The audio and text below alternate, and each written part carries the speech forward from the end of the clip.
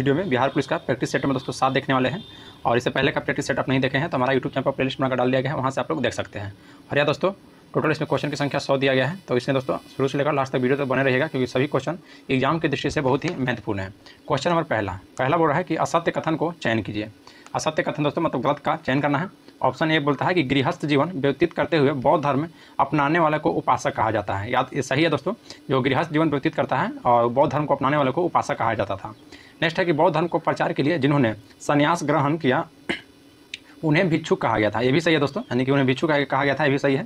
फिर बोला कि बौद्ध संघ में प्रविष्ट होने का उपसंपदा भी कहा जाता था। बिल्कुल सही है दोस्तों, बौद्ध संघ में जो प्रविष्ट होने को उपसंपदा कहा जाता था। और बौद्ध संघ में सम्मिलित होने वाले के लिए न्यूनतम आयु की सीमा 18 वर्ष की गई थी, जो कि दोस्तों बिल्कुल गलत है। तो यह कथन आपका दोस्तों ऑप्शन डी जो है यह आपका असत्य है, इसलिए ऑप्शन डी आपका राइट हो जाएगा, क्योंकि दोस्तों असत्य को पहचान करना था। नेक्स्ट है कि किस संगम साहित्य में कावेरी पट्टन के कोवलन इसकी पत्नी कनगी एवं नर्तकी माधवी की प्रेम कहानी का वर्णन मिलता है। तो ये दोस्तों मिलता है, हमको याद रखना है, शिल्पाधिकारम पुस्तक में। कौन सी पुस्तक? तो शिल्पाधिकारम पुस्तक में। नेक्स्ट है क्वेश्चन नंबर 3, बोल रहा है कि ऐसी भूमि जो जंगली होती है उसे गुप्त काल में क्या कहा जाता था। तो दोस्तों जो भूमि आपको जंगली होती थी ना, तो उसे गुप्त काल में अपरहत कहा जाता था। याद रखना है अपरहत, ऑप्शन ये आपका राइट हो जाएगा। नेक्स्ट है कि अलाउद्दीन खिलजी द्वारा इक्ता प्रथा समाप्त करने के बाद इसे दोबारा शुरुआत करने का श्रेय किसे जाता है। तो देखिए दोस्तों, जो इक्ता प्रथा था वह अलाउद्दीन खिलजी जो थे वो इसको समाप्त कर दिए थे, लेकिन दोस्तों पुनः फिर फिरोज शाह तुगलक इसको चालू कर दिया था। किसने? तो फिरोज शाह तुगलक ने। नेक्स्ट है कि अकबर के दक्षिण भारत अभियान के समय में चांद बीबी निम्न में से किस देश की शासका थी। तो चांद बीबी जो शासका थी दोस्तों वह दौलताबाद की थी। याद रखना है, चांद बीबी कहाँ के शासक थे? तो दौलताबाद को। तो ऑप्शन नंबर 5 का दोस्तों ऑप्शन सी आपका राइट हो जाएगा। नेक्स्ट क्वेश्चन पाते हैं, क्वेश्चन नंबर आपका 6। ध्यान दीजिएगा, क्वेश्चन 6 क्या कर रहा है। क्वेश्चन 6 बोलता है दोस्तों कि खेरा का युद्ध कब हुआ था। तो खेरा का युद्ध दोस्तों याद रखना है, यह आपका 1707 ईस्वी में हुआ था। खेरा का युद्ध दोस्तों 1707 ईस्वी में हुआ था, तो ऑप्शन नंबर बी आपका राइट हो जाएगा। नेक्स्ट क्वेश्चन है क्वेश्चन नंबर आपका 7। क्वेश्चन 7 बोलता है कि डचों ने भारत में अपनी प्रथम व्यापारी कोठी 1605 ईस्वी में कहाँ स्थापित किया था। तो याद रखना है दोस्तों मछलीपट्टनम में, जो डचों के द्वारा व्यापारी कोठी प्रथम स्थापित किया गया था, यह दोस्तों मछलीपट्टनम में किया गया था और वर्ष 1605 में। नेक्स्ट है कि महाराज रंजीत सिंह के क्रमशः विदेश मंत्री एवं वित्त मंत्री निम्न में से कौन थे। तो जो महाराज रंजीत से दोस्तों उनको विदेश मंत्री फकीर अजीजुद्दीन थे और वित्त मंत्री दोस्तों आपको दीनानाथ थे, यानी कि ऑप्शन नंबर बी आपका राइट हो जाएगा। नेक्स्ट है क्वेश्चन नंबर 9। देखिए क्वेश्चन 9 कह रहा है कि वेलेजली की सहायक संधि को स्वीकार करने वाला प्रथम कोई था। तो याद रखना दोस्तों, जो सहायक संधि था वह लॉर्ड वेलेजली के द्वारा लाया गया था और प्रथम राज था दोस्तों जो कि स्वीकार किया था वह आपका हैदराबाद। कौन? तो हैदराबाद, याद रखिएगा। नेक्स्ट है कि असहयोग आंदोलन की पुष्टि भारतीय राष्ट्रीय कांग्रेस के किस अधिवेशन में किया गया था। तो 1920 का दोस्तों जो नागपुर अधिवेशन हुआ था, याद रखना है, उसी में असहयोग आंदोलन का किया गया था पारित। तो ऑप्शन ए आपका राइट हो जाएगा, 10 का ऑप्शन नंबर ए। नेक्स्ट है कि निम्न में से किस संस्था की स्थापना 1887 में नहीं हुआ था। देव समाज। तो देखिए दोस्तों देव समाज की स्थापना 1875 में हुआ है। बेलूर मठ की भी स्थापना 1875 में हुआ है। शारदा सदन, देखिए शारदा सदन की स्थापना दोस्तों वर्ष 1875 में नहीं हुआ है, इसलिए ऑप्शन सी आपका राइट हो जाएगा दोस्तों। और इंडियन नेशनल सोशल कॉन्फ्रेंस का भी आपको 1875 में हुआ है। नेक्स्ट है कि असत्य मिलान का चयन कीजिए। एक तरफ दोस्तों राजवंश दिया गया है और एक तरफ आपका संस्थापक दिया गया है। तो बोला दोस्तों कारकोट वंश। कारकोट वंश के दोस्तों संस्थापक दुर्लभ वर्धन थे, जो कि बिल्कुल सही है।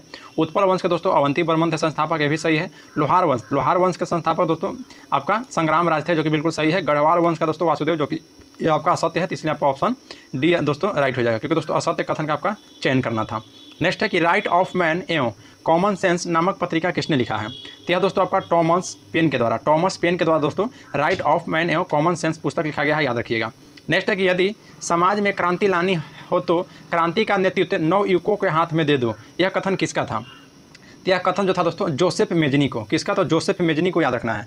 जोसेफ मेजनी का कथन था दोस्तों कि यदि समाज में क्रांति लानी हो तो क्रांति का नेतृत्व नवयुवकों को हाथ में दे दो, याद रखिएगा। नेक्स्ट है कि सी ऑफ ट्रैंक्विलिटी कहाँ पर स्थित है। तो जो दोस्तों सी ऑफ ट्रैंक्विलिटी है ना, यह पर चंद्रमा पर अवस्थित है, याद रखिएगा। कहाँ पे? तो चंद्रमा पर। नेक्स्ट है कि असत्य कथन का चयन कीजिए। पहला कथन है कि स्टेनली जलप्रपात कांगो नदी पर स्थित है। बिल्कुल सही है दोस्तों, स्टेनली जलप्रपात आपको कांगो नदी पर है। विक्टोरिया जलप्रपात जेमजी नदी पर, ये भी सही है दोस्तों, विक्टोरिया जलप्रपात जेमजी नदी पर है। और आसवन बांध जो कि आपको नील नदी पर अवस्थित है, ये भी सही है दोस्तों। फिर है आपका करीबा बांध नील नदी पर, जो कि बिल्कुल गलत है दोस्तों। करीबा बांध याद रखना आपका नील नदी पर अवस्थित नहीं है। बाकी तीनों दोस्तों आपका कथन सही था और इसमें असत्य का चयन करना था, तो इसलिए ऑप्शन आपका डी हो जाएगा। नेक्स्ट बोल रहा है कि उत्तम आशा अंतरिप यानी कि कैप ऑफ गुड होप की खोज किसने किया था। तो कैप ऑफ गुड होप की खोज दोस्तों याद रखिएगा, यह आपको बार्थोलोम्यू डियाज के द्वारा किया गया है। तो ऑप्शन सी आपका राइट हो जाएगा, बार्थोलोम्यू डियाज। नेक्स्ट है कि जम्मू से श्रीनगर जाने के लिए किस दर्रे का प्रयोग की जाती है। तो जम्मू से श्रीनगर जाने के लिए दोस्तों आपको बनिहाल दर्रा का प्रयोग किया जाएगा। तो ऑप्शन बी राइट हो जाएगा, बनिहाल दर्रा याद रखना है। नेक्स्ट है कि निम्न में से कौन सा बंदरगाह पूर्वी तट पर स्थित नहीं है।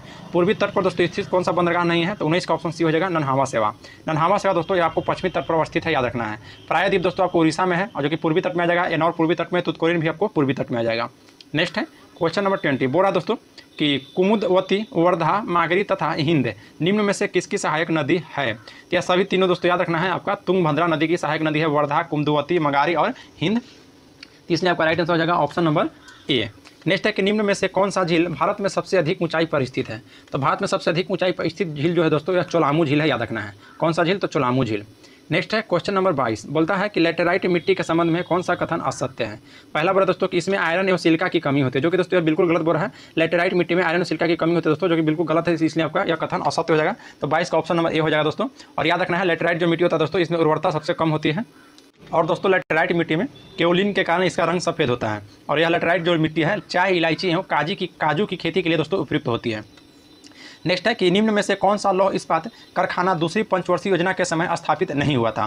तो दूसरी पंचवर्षीय योजना के समय दोस्तों कौन सा कारखाना आपको स्थापित नहीं हुआ था। तो बोकारो जो स्टील प्लांट है दोस्तों उसको याद रखना है, ये आपको दोस्तों द्वितीय पंचवर्षीय योजना के समय में स्थापित नहीं हुआ था। लेकिन दोस्तों भिलाई इस्पात संयंत्र, आपको रावल किला दोस्तों और दुर्गापुर, यह तीनों दोस्तों याद रखना है दूसरी पंचवर्षीय योजना के समय में ही स्थापित हो गया था।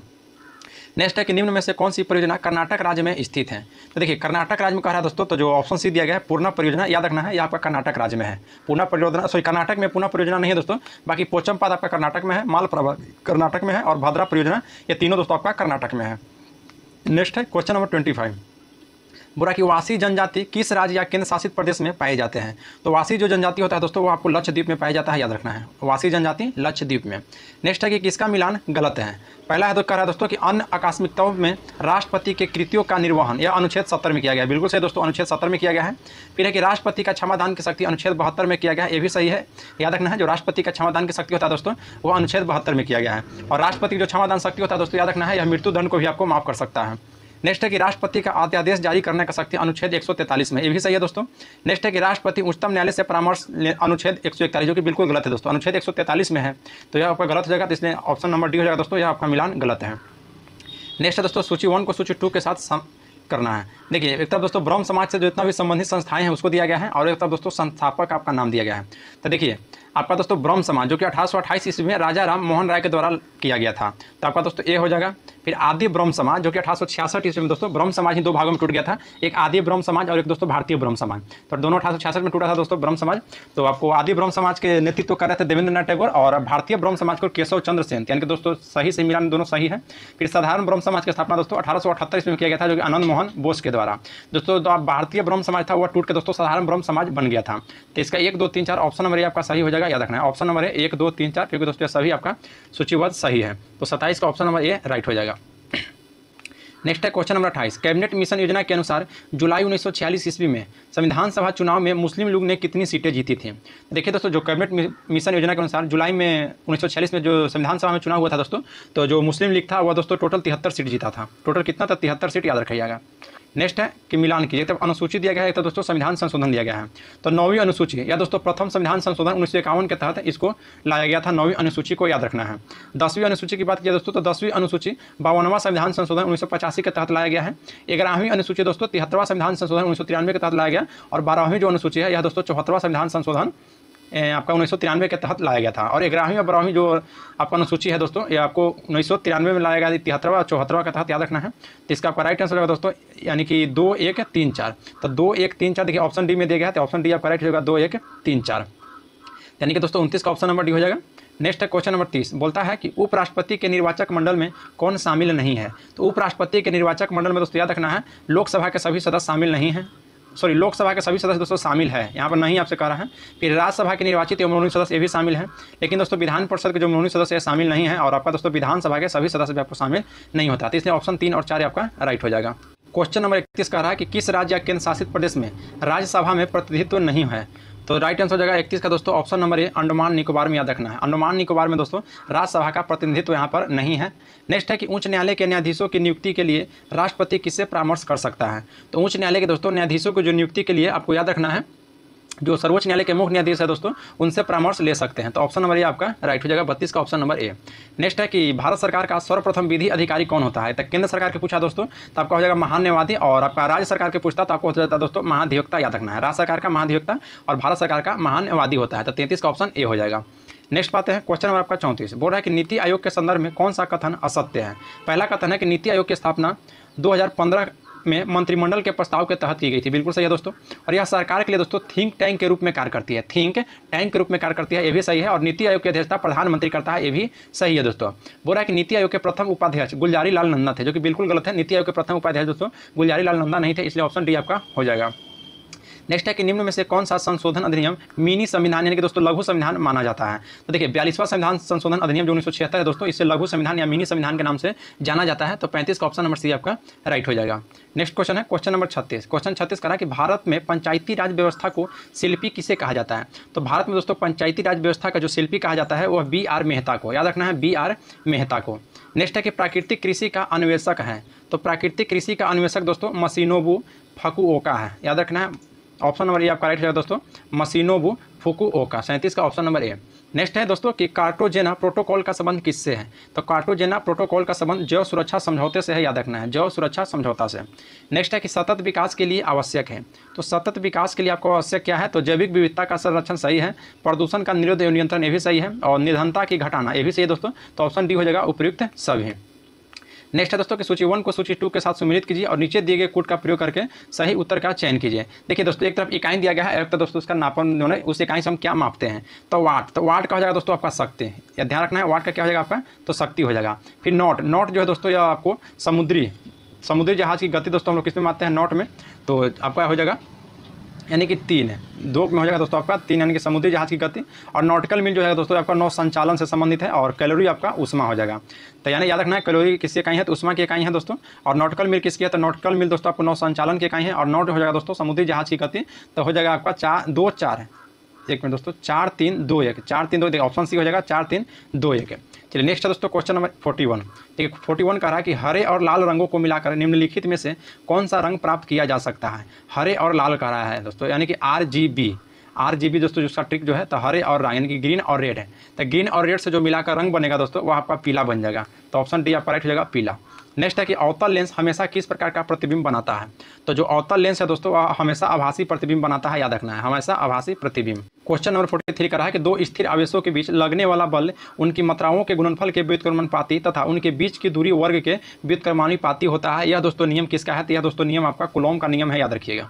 नेक्स्ट है अस्थायी चुंबक किसने बनाया जा सकता है। देखिए दोस्तों अस्थायी चुंबक किससे बनाया जा सकता है। तो अस्थायी चुंबक याद रखना है आपको दोस्तों इस्पात से बनाया जा सकता है, अस्थायी चुंबक। तो ऑप्शन डी आपका राइट हो जाएगा दोस्तों, अस्थायी चुंबक आपको इस्पात से बनाया जाता है।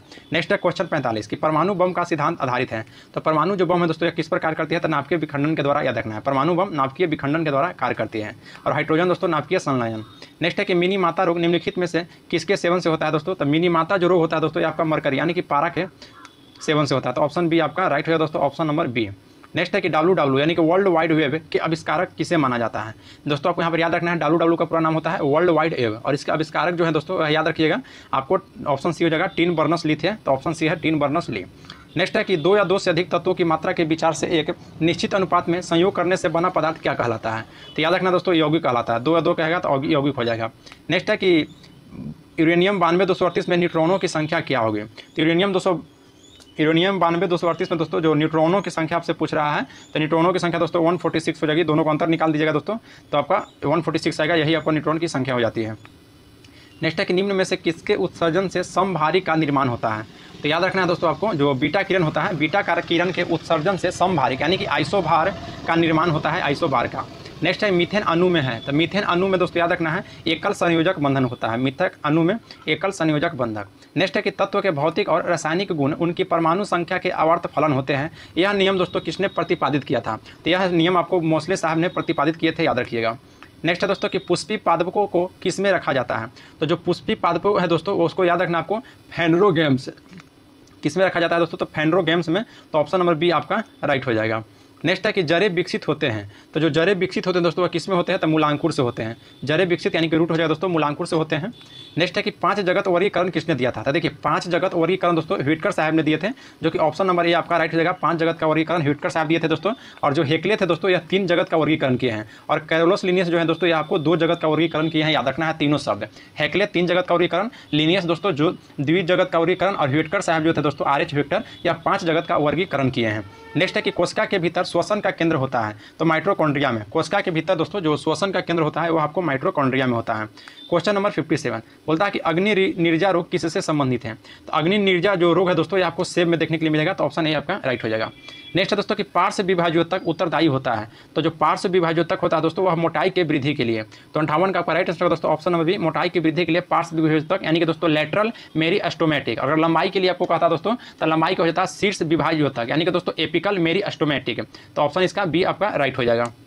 क्वेश्चन नंबर 59 का ध्यान रखना है कि जेली फिश किस संघ का उदाहरण है, तो जो जेली फिश है दोस्तों वह निडेरिया संघ का उदाहरण है, तो ऑप्शन सी आपका राइट हो जाएगा, निडेरिया। क्वेश्चन नंबर 60 बोल रहा है दोस्तों कि शरीर में हीमोग्लोबिन का कार्य है, तो शरीर में हीमोग्लोबिन का कार्य क्या है दोस्तों, तो ऑक्सीजन का परिवहन करना। किसका कार्य है, तो ऑक्सीजन का परिवहन करना, ऑप्शन नंबर ए आपका राइट हो जाएगा। नेक्स्ट है कि विटामिन ई का रासायनिक नाम क्या है, तो विटामिन देखिए दोस्तों टिक हम आपको बताए थे, अगर रेगुलर आप दोस्तों यहाँ पर सेट मार रहे होंगे तो आपको याद होगा, रथ पर एक ट्रॉफी हम बताए थे, ट्रिक रथ पर एक ट्रॉफी, तो रथ से दोस्तों रेटिनॉल जो कि ए से हम स्टार्ट किए थे और विटामिन के तक हम आपको बताए थे। तो आपको यहाँ विटामिन ई का पूछ रहा है दोस्तों, तो 61 का दोस्तों ऑप्शन डी हो जाएगा आपको टेकोफेरॉल, टेकोफेरॉल यानी कि ऑप्शन नंबर डी याद रखना है, टेकोफेरॉल। नेक्स्ट है दोस्तों कि अस्थि एवं पेशियों को आपस में जोड़ता है, तो अस्थि और पेशियों को आपस में कौन जोड़ता है दोस्तों, तो 62 का ऑप्शन बी आपका राइट होगा दोस्तों, टेंडन। हम दोस्तों आपको इसका ट्रिक क्या बताए थे, तो MAT याद रखना है, यानी कि मास टू अस्थि, तो मास टू अस्थि दोस्तों वही बोला है यहाँ पे, पेशिया को दोस्तों मांसपेशी बोल सकते हैं, और अस्थि यानी कि ये से अस्थि हो जाएगा, और टेंडन जो टी हो जाएगा दोस्तों यह टेंडन हो जाएगा। नेक्स्ट है दोस्तों कि निम्नलिखित में से कौन सा प्रथम लेफ्टिनेंट जनरल बनी थी, प्रथम लेफ्टिनेंट जनरल दोस्तों कौन बनी थी, तो राइट आंसर हो जाएगा ऑप्शन नंबर सी दोस्तों, पुनीत अरोड़ा। पुनीत अरोड़ा जो थे या प्रथम लेफ्टिनेंट जनरल बनी थी। नेक्स्ट है कि निम्नलिखित में से कौन सा अंतर्राष्ट्रीय सीमा रेखा रूस एवं फिनलैंड के बीच सीमा साझा करता है, तो रूस और फिनलैंड के बीच, देखिए मैकमोहन रेखा जो दोस्तों भारत और चीन के बीच है, रेड क्लिफ रेखा दोस्तों भारत और पाकिस्तान के बीच है, डुरंड रेखा जो दोस्तों भारत और अफगानिस्तान के बीच है, तो बस ये आपको दोस्तों मेन रहीम रेखा, तो यही आपका आंसर हो जाएगा, रूस और फिनलैंड के बीच मेन रहीम रेखा है दोस्तों, तो 64 का ऑप्शन बी हो जाएगा। नेक्स्ट है कि पश्चिमी एशिया आर्थिक आयोग संगठन का मुख्यालय अवस्थित है, तो यह दोस्तों आपका बगदाद में है, याद रखना है, कहाँ में है दोस्तों, तो आपका बगदाद में। और देखिए ऑप्शन जो डी दिया गया है पेरिस दोस्तों, ये आपका यूनेस्को का मुख्यालय यहाँ पर पेरिस में, याद रखना है, और यूनेस्को की स्थापना दोस्तों वर्ष 1945 में किया गया है। नेक्स्ट है क्वेश्चन नंबर 66, उस्ताद बिंदु खां किस वाद्य यंत्र के लिए प्रसिद्ध है, तो उस्ताद बिंदु खां दोस्तों याद रखना है सारंगी के लिए, किसके, तो सारंगी के लिए। नेक्स्ट है कि lectures from Colombo to Almora पुस्तक के लेखक कौन है, तो यह दोस्तों आपको 67 का ऑप्शन ये हो जाएगा, विवेकानंद। विवेकानंद दोस्तों याद रखिएगा। नेक्स्ट क्वेश्चन है क्वेश्चन नंबर 68, बोलता है दोस्तों कि राष्ट्रीय भू भौतिक अनुसंधान संस्था, ये आपको दोस्तों हैदराबाद में अवस्थित है, राष्ट्रीय भू भौतिक अनुसंधान संस्था। नेक्स्ट है कि ओलंपिक महिला कुश्ती में कांस्य पदक जीतने वाली प्रथम भारतीय महिला कौन बनी, तो दोस्तों आपको साक्षी मलिक बनी थी, याद रखिएगा, साक्षी मलिक। नेक्स्ट है कि वियंतियान किस देश की राजधानी है, तो वियंतियान दोस्तों ये आपका किस देश की राजधानी है, देखिए लेबनान की राजधानी दोस्तों आपका बेरूत हो जाएगा, तो आपका दोस्तों जो वियंतियान है आपको दोस्तों लाओस की राजधानी है, तो 70 का ऑप्शन बी हो जाएगा, लाओस की राजधानी वियंतियान है, याद रखना है। और लेबनान की आपकी मुद्रा की बात की जाए दोस्तों, तो लेबनान की मुद्रा आपका पाउंड है, जो इसका राजधानी बेरूत है। चलिए नेक्स्ट है कि अर्जुन पुरस्कार पाने वाली प्रथम भारतीय महिला कौन थी, अर्जुन पुरस्कार पाने वाली दोस्तों प्रथम भारतीय महिला थी एल लम्सेंडन, एल लम्सेंडन थे दोस्तों, ऑप्शन नंबर ये आपका राइट हो जाएगा। नेक्स्ट है कि अंतर्राष्ट्रीय मानवाधिकार दिवस किस दिन मनाया जाता है, तो दोस्तों 10 दिसंबर को अंतर्राष्ट्रीय मानवाधिकार दिवस मनाया जाता है, 10 दिसंबर को। नेक्स्ट है कि भारतीय मानव विज्ञान सर्वेक्षण संस्था की स्थापना किस वर्ष हुआ था, तो यह स्थापना दोस्तों याद रखना है आपको वर्ष 1945 में हुआ था, भारतीय मानव विज्ञान सर्वेक्षण संस्था के।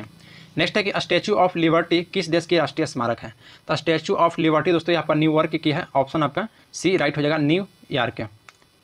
तो नेक्स्ट क्वेश्चन पाते हैं, क्वेश्चन नंबर दोस्तों आपका 75, राइट्स किस देश की समाचार एजेंसी है, तो राइट्स दोस्तों याद रखना है, या किस देश की समाचार एजेंसी है, तो आपका दोस्तों ब्रिटेन की है, राइट्स ब्रिटेन की है। नेक्स्ट है कि किस राज्य सरकार के द्वारा जेलों का नाम बदलकर सुधार गृह कहा गया है, सुधार गृह, तो याद रखना दोस्तों जो आपका उत्तर प्रदेश राज्य है यहाँ पर जेलों का नाम बदलकर दोस्तों सुधार गृह कर दिया गया है। नेक्स्ट है कि हाल ही में किस देश ने इटली को हराकर अपना पहला फीफा अंडर 20 विश्व कप जीता है, तो दोस्तों राइट आंसर हो जाएगा ऑप्शन नंबर बी, उरुग्वे को हराकर, ऑप्शन बी आपका राइट हो जाएगा।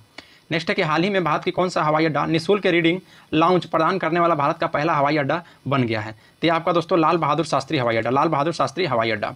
क्वेश्चन नंबर आपका 29, चोल काल से संबंधित देवता की चोरी हुई मूर्ति ऑस्ट्रेलिया से प्राप्त कर तमिलनाडु सरकार को सौंपी गई थी। तो यह दोस्तों भगवान हनुमान की, याद रखना है भगवान हनुमान की। नेक्स्ट है कि राज्य ऊर्जा दक्षता सूचकांक 21-22 के फ्रंट रनर श्रेणी कौन से राज्य है दोस्तों? तो राइट हो जाएगा ऑप्शन नंबर बी, 5 राज्य है दोस्तों, जो कि आंध्र प्रदेश, कर्नाटक, केरल, राजस्थान और तेलंगाना। नेक्स्ट है दोस्तों, देखिए आपका मैथ है दोस्तों, तो मैथ आप लोग यहाँ से बना लीजिएगा, हम इसका दोस्तों पीडीएफ दे देंगे आपको, मैथ और रीजनिंग, वहाँ पर दोस्तों आपको आंसर भी वहाँ पर रहेगा। तो चलिए हम लोग नेक्स्ट में दोस्तों क्वेश्चन नंबर 91 बोल रहा है, मैं हिंदी है दोस्तों कि उधो का लेना न माधो का देना का अर्थ क्या होता है?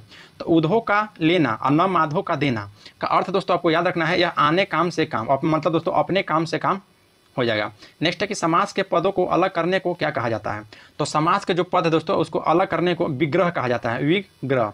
नेक्स्ट है संकर शब्द का अर्थ क्या है? तो संकर शब्द का जो अर्थ है दोस्तों कि दो भाषाओं को शब्द से मिलकर बनना, दो भाषाओं को शब्द से मिलकर बनना शब्द जो आपका संकर हो जाएगा। नेक्स्ट है कि प्रतिदिन किस प्रकार की क्रिया विशेषण है? तो प्रतिदिन जो दोस्तों है याद आपको याद रखना है कालवाचक क्रिया विशेषण, कालवाचक प्रकार के दोस्तों क्रिया विशेषण है। नेक्स्ट है दोस्तों क्वेश्चन नंबर 95 बोल रहा है कि निर्धन में कौन सी संधि है? देखिए निर्धन में दोस्तों जो आपका संधि की बात की जाए दोस्तों तो विसर्ग संधि हो जाएगा, निर्धन में आपका विसर्ग संधि हो जाएगा। तो ऑप्शन नंबर बी आपका राइट हो जाएगा, याद रखिएगा। देखिए दोस्तों इस सेट में टोटल 100 क्वेश्चन था, आपको पीडीएफ भी दिया जाएगा, तो टोटल दोस्तों 100 क्वेश्चन का ही दिया जाएगा। तीसरे दोस्तों डिस्क्रिप्शन में टेलीग्राम का लिंक दिया गया है, वहाँ से आप ज्वाइन हो जाइए और दोस्तों इसको आपको ग्रुप में भी शेयर कीजिए अपने दोस्तों के साथ, ताकि वो भी दोस्तों सेट का लाभ उठा सकें। तो चलिए दोस्तों आज के लिए इतना ही, मिलते हैं आपसे नेक्स्ट क्लास में। और वीडियो आप लोग अच्छा लगा तो लाइक जरूर कीजिएगा, और आप हमारे यूट्यूब चैनल पर पहली बार हैं तो चैनल को सब्सक्राइब कीजिए और बेल आइकन को प्रेस कर लीजिए। मिलते हैं आपसे नेक्स्ट क्लास में। जय हिंद दोस्तों।